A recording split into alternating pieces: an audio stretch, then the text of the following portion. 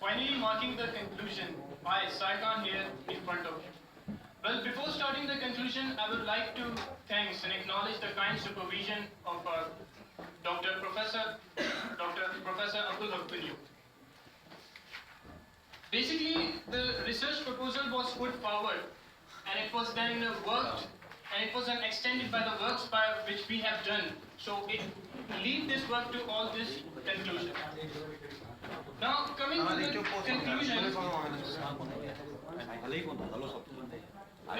conclusion, the first point says that the new triple porosity modeling solution is developed to categorize and to identify the linear fracture reservoirs and the radial geometry. Means the equation which has been derived from for the solution of triple model porosity is same, and it is also used for the identification of the fracture linear reservoirs and the radial geometry. And the second point says about the 6 flow regions identification, that how they are identified, as one of my colleagues has described that how they are identified. I'll just overview it that that what are the 6 flow regions which comes in the solution of the triple model porosity. Like if we go in the macro fractures that which are linear, transit linear flow, bilinear flow, and in the same way, therefore the micro fracture, a part of the boundary dominant flow. The third point says about that the solution which has been obtained from the triple model porosity is basically the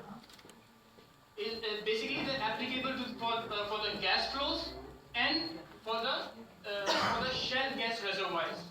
Means it is applicable for these things, and yes, it is also applicable for the fractured gas wells.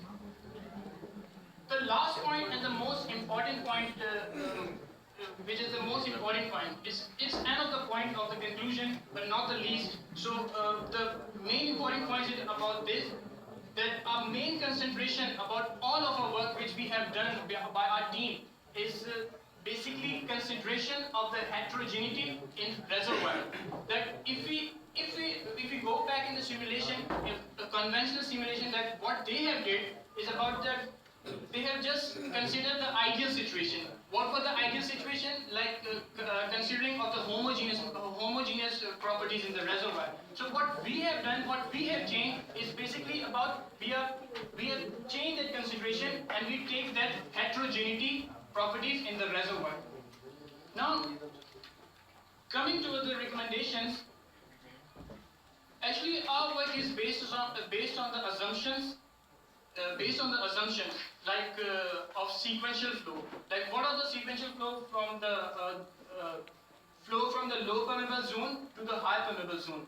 Now, and the second thing, so what we'll recommend is about the extension in the work, extension in the work, and the assumptions, and along with that, with the skin factor variables regression, what is described here. And a part of that, the analytical equation which has been described in our solution is also there. So, so what we have done, that the equation which I described, they are possible to be visible, or we can say that they are visible according to the derivative analysis. And the last thing about is that the modeling of the variable rate and the variable bottom hole pressure, which is shown, it is obtained by the superposition with respect to the time.